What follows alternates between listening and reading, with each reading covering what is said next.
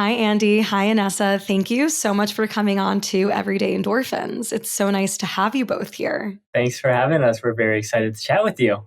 Very excited. And for people who are tuning in right now, Andy and Inessa, I met the both of you at the Jack Taylor Wellness Summit, which was such a cool experience to get to engage with all these different wellness brands and companies. And my eye was immediately caught by Aviron because it's this really cool rowing machine. And I'll let the both of you talk a bit more about it, but I started my fitness journey really through the sport of rowing 11 years ago. And I definitely built a love-hate relationship to the sport. And actually, Everyday Endorphins kind of originated from my love for crew. So initially I was so drawn to Aviron and got to talk to the two of you more about it. And so just excited to have the both of you here.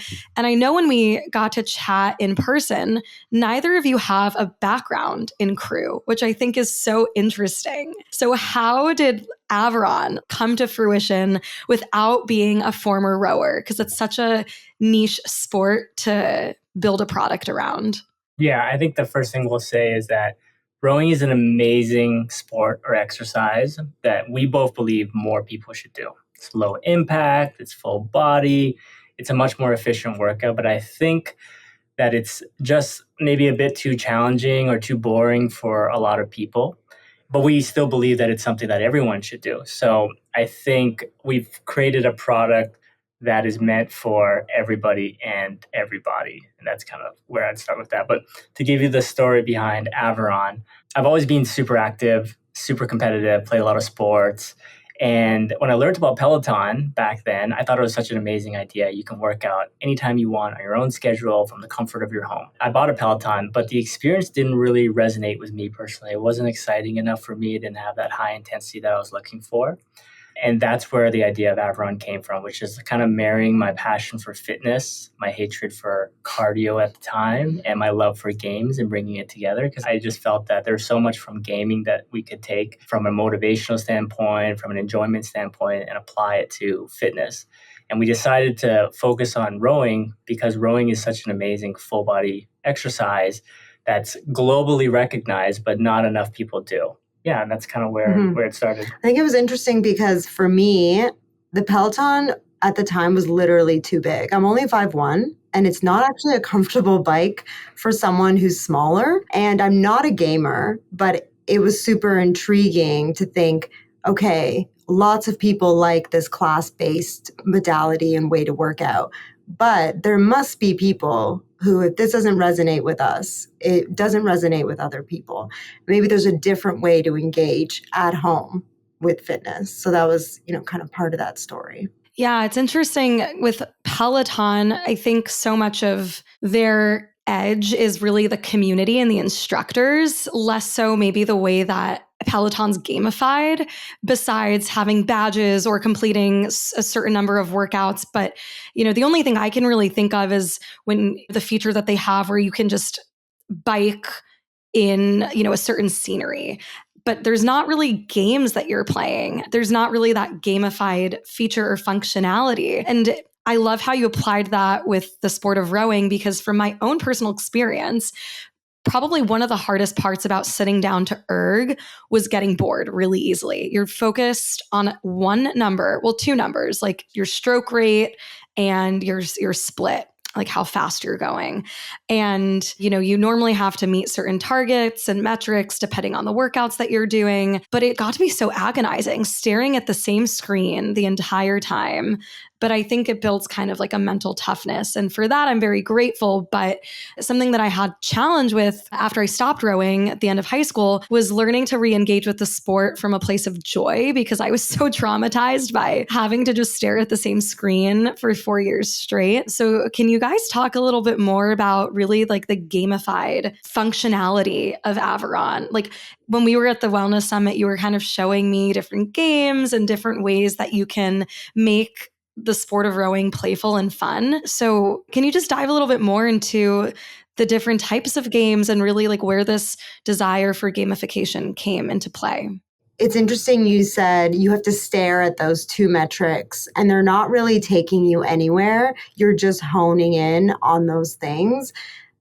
I think the best comparison for someone who's never used Aviron is imagine using those metrics to actually get a point or run away from a zombie or something else where there is an extrinsic reward and a visual that goes along with those metrics that is actually entertaining and fun. So you're not paying attention to that specific number, but more so where that number gets you, for lack of a better explanation. To add on to what Inessa is saying, I think traditionally a lot of workouts have always been about the end result, which is how do you feel at the end of your workout? Because that's really what people are going for. Right? Like, how many calories did you feel at the end of your workout? Like, how do you feel at the end of your workout? But at Aviron, we really focus on the journey itself. And we focus on the journey itself by rewarding you with like micro rewards and progression during your workout and along that workout. And that's where it's really different than looking at two numbers. It's like you're visually being stimulated, your mind is being stimulated, there's audio cues coming at you. That's where we're very different than like the old school, just looking at two numbers. But to answer your question around the gaming piece, what I want to clarify is that Aviron is, we like to call ourselves as a fitness entertainment platform. So we're not just gaming. And the reason why I say that is because we do have streaming services, we do have coach classes, we do have virtual rowing, we have gaming. But where we pull it all together and we tie it together is we use gaming psychology and design to make that experience fun, and some would even say addictive. So gaming is at the core of the company and the business and the product. But at the surface level, we don't just use pure gaming. So I'll give you two examples of how we use gaming psychology. One example is we have our own currency, in-game currency called our Aviron Experience Coins. So you could be rowing on Netflix for an hour, and for every minute that you row, you earn one experience coin. You use those coins to unlock new avatars, new backgrounds, new levels, and new workouts across the entire platform, which is like a core principle from gaming. Another example of gaming is, when I used to play games, one of the best things about playing games was that I could jump online at any time of the day and there would be thousands of people I could play with. And so with Aviron, at any time of the day, you can jump on and do multiplayer workouts with other people in virtual rowing or in gaming. And what that means is like someone could be in a game 10 minutes into the game and you could jump in and just join them for 5 minutes during their workout and you could hop out, versus like your traditional connected fitness experience where you have to start every day at like 8 a.m. or 9 a.m. Like there's a specific time you need to start at. Mm-hmm. Yeah, I think to define some of the ways that we've made the games really intuitive without using just specific rowing references is, jumping on and rowing and using your intensity and your output to throw snowballs with other people. So there's like themes that are more winter and you're looking at Santa Claus and there's gifts and there's snowballs. So you're all working as a team to ward off the little evil characters in that game. There's also games where you're running away from zombies. There's ones where you're shooting bugs. So different ways where you're really just rowing, but you're engaging with games in a different way and engaging different metrics and different ways that you're using the rower, not always fast, not always for intensity, but sometimes strategically in order to gain points or win, work with your team or compete against someone else. So different ways, but all very intuitive with just like the rowing motion itself.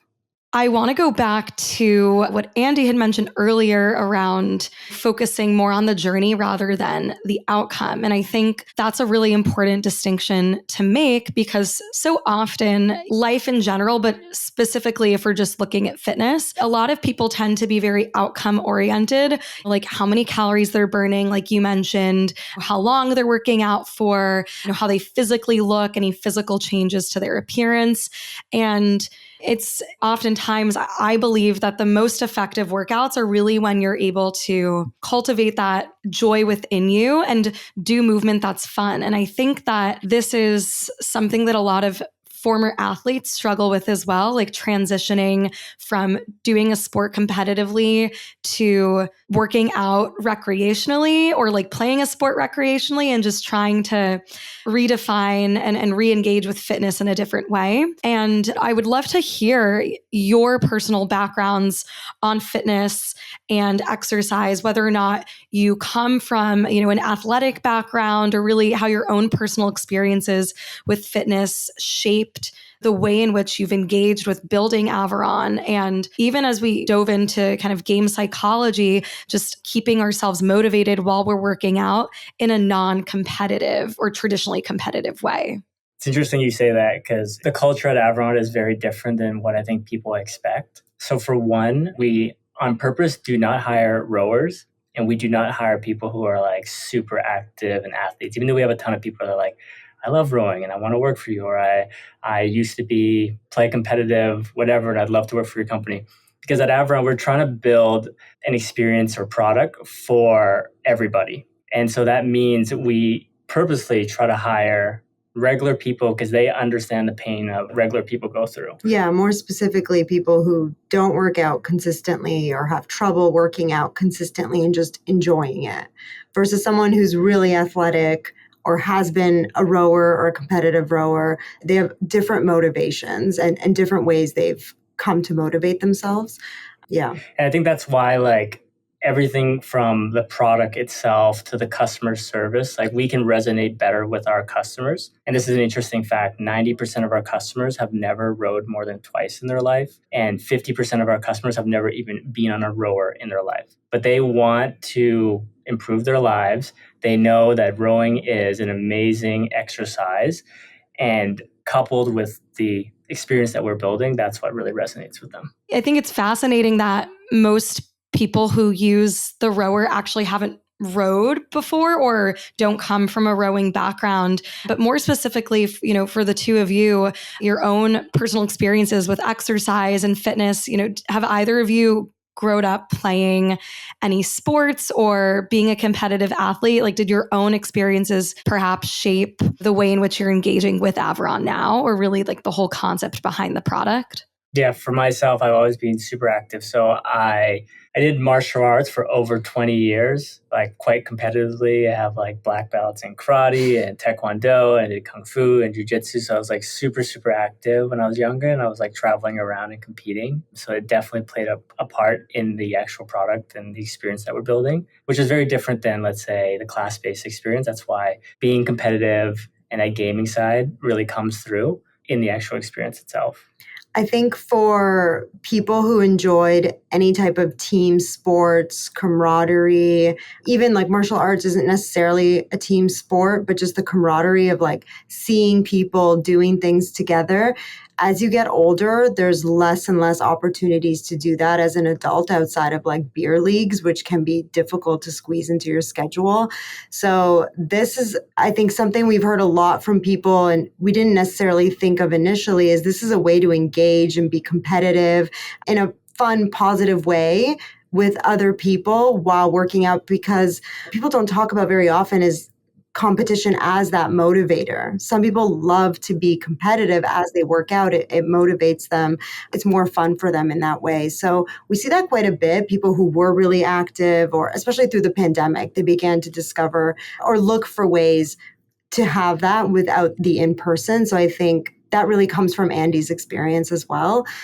On my end, I did a lot of gymnastics growing up, but I wouldn't say that I was super athletic. But my family has always been really health conscious. My father's a personal trainer. My parents are very, very healthy, healthier than I feel like I am, eat perfect, whole, organic food. And they've really instilled the importance of just being active and taking your own personal health seriously from a young age. So I think that's what influences me, is just that deep intrinsic knowledge that we have to be active and we have to take care of our health in whatever way works for us, because it is really different for everybody. Exactly what you said in this last point, that health looks different for everyone, or what works for one person might not work for another. And growing up, whether or not you did sports competitively, it's very much you're kind of in this structure or a routine. At least I know for myself, when I was on a rowing team, I just let my coach decide what the workout was going to be. I just kind of followed the rules, and I put trust into that, knowing that that was going to impact my health. But then once you are no longer in a sport, or as you grow up essentially and become an adult, like you were mentioning earlier, Inessa, it's harder to find those communities where you're able to kind of be competitive again or come together through also a shared interest in a certain sport or activity. And something that I actually found to be really helpful was about 6 months ago over the summer, I joined a run club, and I wouldn't consider myself to be like a hardcore runner whatsoever, but I joined this running community in the city. And for the first time, like the first time I went to the run club, it felt like I was back on a crew team, but all of the benefits from like what I had experienced on my high school rowing team. And what I mean by that was I was with this group of people that were helping like push me to be a better version of myself through cheering me on during this 5-mile run. I'd never run 5 miles before in my life. And so there's something really special about being in community with people when you're trying to push yourself physically, which then also trickles into like our mental well-being, that sense of like self-efficacy. So what I think is really cool about Aviron as well is that, you know, it's this one product, like you're doing the rowing workout and it's very individualized because it's just you on the machine, but then you're kind of immersed in this community. And I know you were both talking about this earlier as far as like those specific gamification features and ways you can kind of hop in and hop out of different experiences and meet other people. But I would love for you both to talk a little bit more about like the nature of the product, how it's very individual, where you're just kind of working out on your own, but then you can also choose your own adventure and connect with other users as well and build that sort of community. You don't necessarily have to be outside at a run club to get that same sort of like motivation and reward. You can kind of do it from the comfort of your own machine, which I think is really fascinating. We started to see members refer to the accountability of working out with other people. And so one of our very early features was the ability to add friends. And so you have a friends list, you can see if people are online and you can see what their stats are. And there's a way to connect with the community. But as we saw the feedback from customers that accountability and being able to work out with others was something that was really driving them, we developed a lot more features to help them with that ecosystem. So yeah, and to add to that, like your example of a run club is a great example. With most of our customers, they're not in like metropolitan areas, they're in suburban areas and they're families typically. So it's like very busy, hectic schedules. And so it makes it even harder to do something like a run club because it's just too far away or they just don't have enough time. And so we've definitely doubled down and continued to build a community aspect into the product. So today we have over 8 different categories of ways you can work out with other people simultaneously in real time. So we have games, we have live competition where you're racing. You can even do a virtual row as an example with someone from around the world. So we're taking things that are traditionally not multiplayer and bringing it into, you know, a multiplayer type of experience. So virtual rowing, guided programs, there's just so many examples. And today we have over 1,000 different workout options. So it's a very, very wide variety, but they all center around that community and bringing people together to work out together. Yes, specifically, you mentioned you ran 5 miles, which you didn't think you could do. So we noticed that type of behavior happening with our customers. So we created options where if you're rowing or you're doing something, you get notifications on your screen of somebody inviting you to a workout. So I might just be finishing up and then I have a group invite me to another workout. And I'm like, I already did 20 minutes. Like I was going to hop off, but people, when they receive those notifications and invitations from other people that they know or have met on the rower, they're much more likely to hop into another workout. And then in that workout, one of our most popular types of games are cooperative. So they're all working together towards a common goal. And what happens is you don't want to let your team down. So once you're in it, you're like, you know what, I'm only going to do 5 minutes, but you end up doing 20 because you're all going after one goal. And it's exciting to see the points go up. You're hitting the next level. You're seeing new characters and things that you haven't seen before. So we're seeing a lot of that feedback from customers and then creating features specifically to encourage that behavior. Our data speaks specifically, but our data shows that those that engage with the multiplayer aspect are just much more likely to stick with the product, which really means stick with workouts consistently. So we want to do everything we can with the product itself to encourage that behavior because we know that'll ensure you stick with it, and that's good for everyone. Yeah, that's so fascinating because it really kind of comes down to like the science of habit formation and motivation and psychology. And really, when we're thinking about building healthier lives for ourselves and doing practices that make us feel good and that take care of ourselves, oftentimes the hardest part is starting. Just showing up is half the battle. Just out of curiosity, did either of you work with a psychologist or a sports psychologist when developing the actual like features and designs to basically create this product that would translate to these psychological principles so that people will feel that reward and motivation? Because what I hear a lot is the power of community and the power of having other people hold you accountable to helping you reach your goals. And I think that really is true across all other areas of life beyond even just fitness and exercise. Like you're more likely to stick with something if someone is kind of nudging you and cheering you along and helping you stay accountable to following through with what you say you're going to do.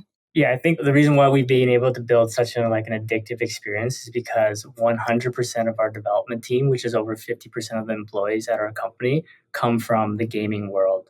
So they have taken best practices from working at some of the best gaming companies around the world.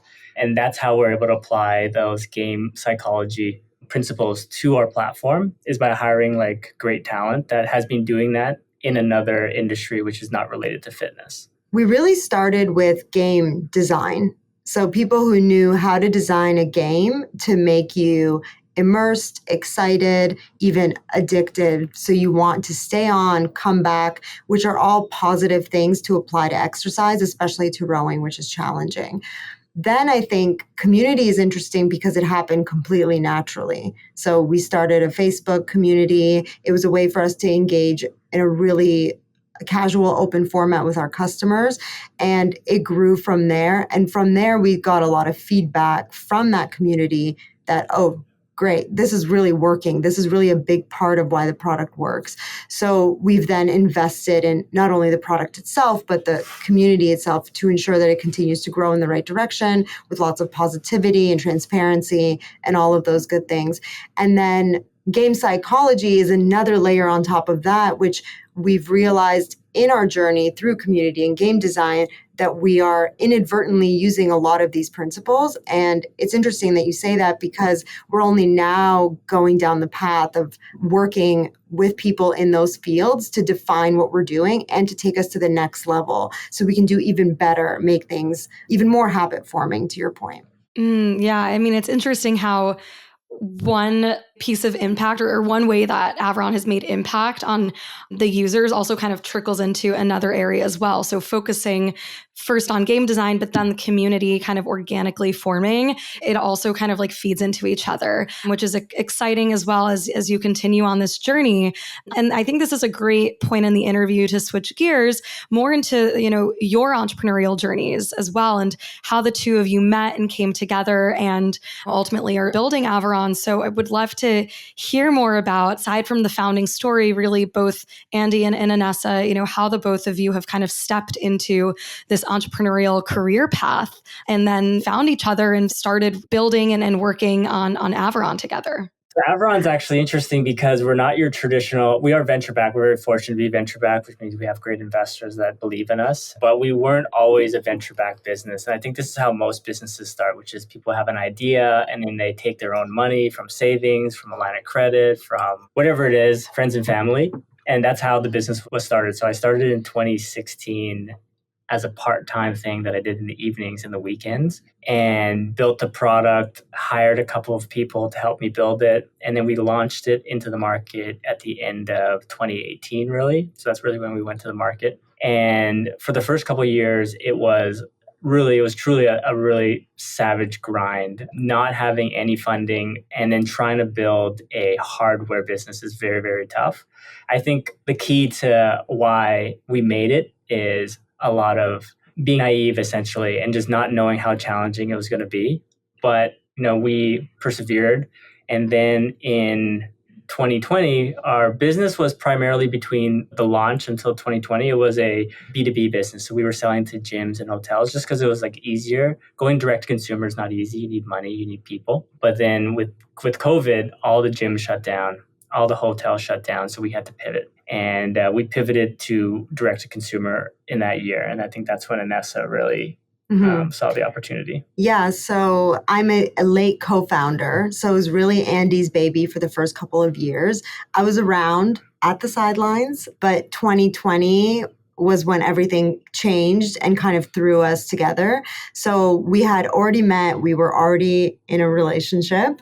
Andy was doing Aviron on the side. We both had full-time jobs. And before the pandemic, he had gone like full-time. He had launched Aviron. To his point, it was very B2B where brand and marketing was not as important. And that's where really my passions lie. In 2020, though, when we pivoted to the consumer market and got thrown together in the pandemic, couldn't leave the house and actually got laid off from my current role during the pandemic. So it was perfect timing, more or less, for us to kind of try to work this out together. And that's when it got really exciting because for a consumer brand and for e-commerce, you're really building the story and the foundation of this brand and explaining it to consumers. And that's when I got really excited. So that's kind of how it started. Well, 2 follow-up questions here. First, I did not know that you both were in a relationship. So I would love to hear how it is working together, but also being in a relationship, because I'm sure there are difficulties that come with that. So whatever you want to share in the podcast, would love to hear your perspective on navigating that balance. But then secondly, you had mentioned the need to pivot due to COVID and hotels, gyms shutting down, needing to kind of think differently, be more innovative, more expansive. Pivoting is just a hard thing to do in life. I think humans are naturally resistant to change. So how did you navigate the decision to have to pivot and gain the confidence to do it, to actually make that change and to do something different because of external circumstances that were kind of guiding you to have to make that change in how you were going to operate? Yeah, I think as a founder, founders just eat shit all the time. It's like, how much shit can you eat and still keep going? That's what it's like to be a founder. And, during the first couple of years, it was really, really tough. I think I took out a total of nearly $500,000 in loans. And I didn't even know how much money I was losing because I was just naive. I was like, okay, this trade show is going to cost me $20,000. Oh, I need to build molds for the product. It's going to cost me $100,000. Yeah. So in the beginning, it was just really, really, really, really tough. And perseverance is the reason why we pivoted. It's like, okay, let's try this, let's try that. And at a certain point, you make that switch because you're not willing to give up. And I think that's the key is the real answer is, in hindsight, it all just kind of happens. It's not like you sit down and you think about it for 3 months and you create a big business plan. At a certain point, given that the business is so small and there's 2 founders and essentially maybe 3 employees at the time, you just make the call to either go down that path or not go down that path. And to Andy's point, all of that is really just the decision to keep going or not keep going in the face of challenges, which it feels like that was, in hindsight, maybe a very major challenge, but really the whole journey is just different types of challenges and making the decision at each point to keep going, even though you don't know the outcome. I think it's hard to create trust within yourself too, to know that you're making the right decision. So how have you tried to find that sense of trust within yourselves? Because you mentioned it's you either decide to keep going or not keep going. But how do you know, maybe it's with practice, that the decision that you're making will actually drive towards this outcome of, okay, this is what's going to help us keep going, is going to help us keep innovating? How do you find that trust within yourself? That's a great question. It's very tough to answer. It's just something that, and that's just what differentiates some founders to other ones. I think for me, if I think back, there's been very few times where I thought it was going to fail. Even though if you look at it from an outside perspective, I think most people would be your company's dead. You have no money left, and you're in so much debt, and you're not selling anything. You should just give up. But from my lens, I can only think of maybe one time in the entire history of the business where I was like, I might have to give up. But even in that point, that moment, I definitely still wouldn't give up. And so for me, there's always been a possibility of recovering or an opportunity to like find the solution, find the answer. And you just got to believe in yourself, really. As tough as it is, and when everybody's telling you you're not going to make it, like you have to believe in yourself. It's a really tough answer to. Yeah, I think the way I've always described Andy, because he is good at making tough decisions and moving forward, is that he's a very linear thinker. He moves in like one straight direction forward. And I think a part of that is that he's very heavily biased to execution. So the only advice I can think of is, in order to believe in yourself, you really only want to back up your thinking with action, and you really want to think less or as little as, and really make a plan, execute, make a plan, execute. Even personally, I think before Aviron, and I've had like small little failed startups along the way, it's the overthinking and the over planning and the lack of executing against things that will lead you in that direction of not having trust for yourself, because there is no right answer and you'll never know if it works. So I think a bias for action and execution is a way to build confidence. That's a really interesting point. It kind of reminds me of Nike, honestly. Just do it. Instead of overthinking, just act, just do it. Because the more you actually do something, you're, like you mentioned, Inessa, you're building that evidence that then supports the belief or, you know, the desire to do something. If you actually are doing these small actions, it does add up. And then it kind of proves to yourself, oh, like I did do that, or oh, I did accomplish this. Although the time I could have spent overthinking about which road do I go down, I eliminated all of that and I just started simply executing. And through that process, then you're actually able to achieve what you're hoping for. Or maybe it's not that desired outcome, but through the process of doing those small actions, it takes you down a whole other path you couldn't have ever imagined. And I think that's just really great life advice in general. It's interesting how entrepreneurship, I feel like, can be kind of a metaphor in a way for building your own life and leading the best version of a life that you can for yourself. But I want to shift gears a little bit into the concept of happiness and endorphins, which is what this podcast is all about, finding those daily endorphin boosts in life. And obviously what really drew my eye to Aviron is it being a fitness-based product and having a background in rowing. Obviously, you get your endorphins from exercise. So that's one way to boost a little bit of joy every day. But in the context of entrepreneurship and dealing with difficulties, how have the both of you defined what it means to be happy and to find joy in life?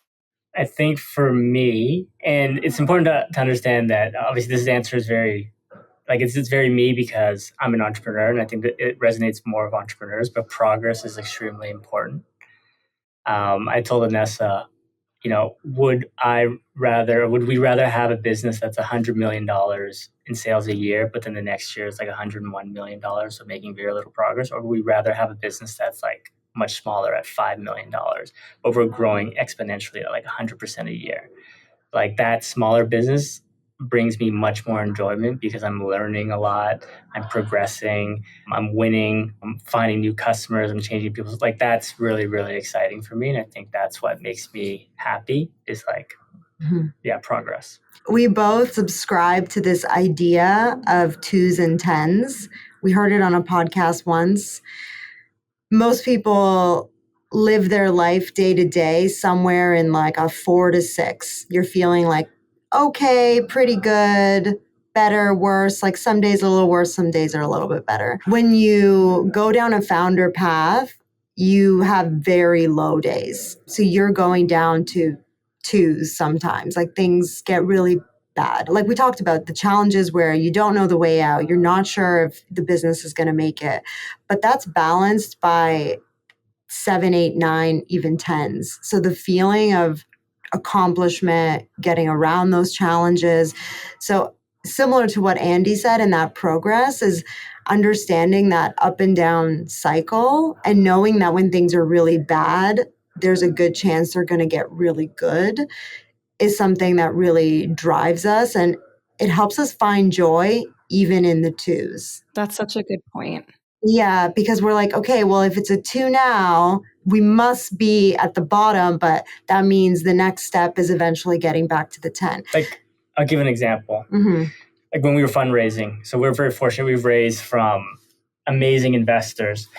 Imagine going through and pitching over 120 times. I remember when we did our seed round, over 120 pitches. And the majority of people were like, we're not interested. Your business is not strong enough, or, Peloton's the first, whatever it is. And sometimes they'd even get text messages from other people saying, hey, I talked to this investor. This is what they said about you. And it was super hurtful. Man, like I worked so hard on this. Like, can't they see like the progress that we're making, whatever it is? And so you're down in the twos, you're working really long hours on the business, and you're trying to fundraise, and everyone's telling you that, you're not going to be successful. But then you find that investor that's like, I believe in you, and here's $18.5 million. Let's go take it to the top together. Like, you go from a 2 to a 10, and that feeling is undescribable. And that's what makes it so rewarding and why we continue to push. Totally agree. I love that response. I think it's so easy to lose sight of the fact that the 10s exist when you're stuck in the 2s, regardless if you're a founder or not. Just if you're going even through a difficult time in life or something happens where it puts you in kind of a downward spiral, it's so easy to lose sight of the fact that like the 10 is inevitable. And it's important to also recognize that they are inevitable, because there's that cheesy quote, whatever it is, like without dark, there's lightness, or vice versa. Like there's always going to be the flip side. And I do fully believe that whenever you're going through a difficult time, like you have the choice to get yourself out of it, but also learning to kind of sit in that and recognize that good is coming, like will get you there quicker too. And I think this is just something that can be applied within entrepreneurship, outside of entrepreneurship, just in life in general. And I think the founder story kind of magnifies the lessons that we're talking about here today. So really appreciate the both of you sharing that. It's really inspiring for me as well. And, as we wrap the interview, I want to ask you both a question that I ask every single guest that comes on to the show. So besides kind of the feeling, that indescribable feeling you were just describing, what is something that brings the both of you endorphins, like a sense of joy every day? It can really be anything. So anything is up for grabs. You want to go first? I'll go first. I can go. Okay. I thought of something. Okay. Because it's hard for Andy because he really lives and breathes, not to say I don't, but he lives and breathes the business so much that it's almost like the answer for the business is the answer for him personally. Yeah. Anyway, I thought of something that I never really thought of before, but I've been getting more into it lately, is taking the time to listen to music. And this is kind of cheesy, but classical music specifically. I find that when I need a little bit of calm or a little bit of something else, like when you're going for a walk instead of a podcast and something else to like stimulate your mind, listening to classical music has really given me some type of endorphin boost that I didn't realize that it could. And it's been something I've been kind of using as a little bit of a tool when I need a boost in the last little while. It's different, right? It's like not the quick boost of social media or being entertained with a podcast or something else that you potentially do in your free time. But I find that something is going on, and it definitely like gets your endorphins going. Mine's even more cheesy. Yours is even more cheesy. Because it's shoot. like, I've seen so many Instagram stories where people like, they hate these type of people. But we started cold plunging. Oh, okay. That's a good one. And every single time we have to cold plunge, I like hate it. I'm like, oh my God, this is so stupid. It's so cold. And then when you get out of it, I'm just like, okay, I'm ready for the day. I feel good. And that's one of the things that I do on a regular basis that really gets my endorphins. Yeah. Honestly, it's like a hack, I would say, if for anyone who's done it, because the feeling is indescribable. But unlike Aviron, it is painful. It is so painful. You never want to do it. But afterwards, it does give you like a feeling that you can conquer the world. So yes, that's a good one. I would highly recommend that as well. I love both of your answers because I used to play the violin. So I grew up really like immersed in classical music. I don't play anymore and I don't really listen to classical music now, but it is a genre that like is very relaxing. And sometimes when you need that, it hits the spot sometimes. Just getting to kind of zone out and listen to songs that don't have lyrics, it can be very meditative. And then cold plunging, I've also become obsessed with, and I post about it a lot, and I'm like, whoever's following me, I don't need people to think this is my whole personality trait. Like, I do love to cold plunge and I talk about it all the time, but there are so many practices that like can make you feel like you're on top of the world. However, cold exposure definitely is one practice that I think immediately you feel that benefit. And I've done it so often that I've grown to actually like stepping into the ice bath. Like, I don't mind the pain, which is kind of weird, but I really do enjoy it. One of my friends is a Nike trainer and she does cold exposure workshops, and we had the opportunity in October of 2023 to do like a 3-year podcast anniversary event, and it was a cold plunge and breath work, and that was just really fun. And it was really fun for me to get like my friends together to do cold exposure when a lot of them hadn't done it before. So maybe my endorphin thrill is watching other people push themselves out of their comfort zone for the first time. So I loved both of your responses. Thank you so much, Andy Inessa, for coming onto the show. Where can my followers find you, connect with you? Where can they check out Aviron and stay plugged into the community? A few different places. Our website is avironactive.com. It's Aviron. Our Aviron Instagram is aviron.active, but my personal Instagram is avironandy because I'm like really into the business. The most interesting place to go, if you are at all interested in Aviron, is actually the Facebook community. Even if you're not a big Facebook user, which I'm not outside of the community itself, but it's really kind of intriguing how positive and awesome the people are. No judgment, whatever you're there for. And I think it's a really great representation of the goodness of like Aviron and what we've tried to build.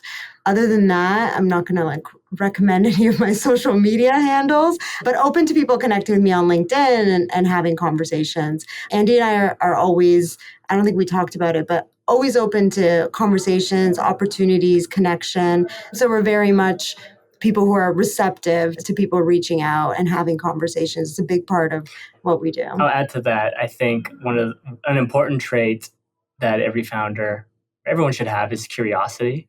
Curiosity is extremely important. If you're not curious, you're not going to improve. And if you're not going to improve, then your business or your life is going to be stagnant, in my opinion.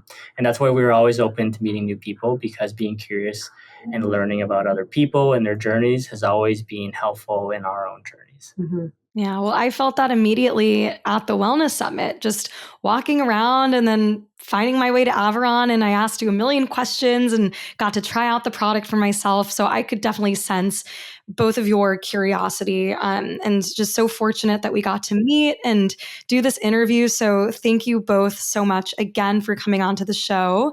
Everything that you just mentioned will be linked in the show notes. So whoever out there is listening, please feel free to connect with Andy and Inessa. And I hope that you also feel empowered to make your fitness routine fun and enjoyable, because I think that's really what it's all about. So yeah, thanks again. Thank you. Amazing. Thanks for having us, Stella.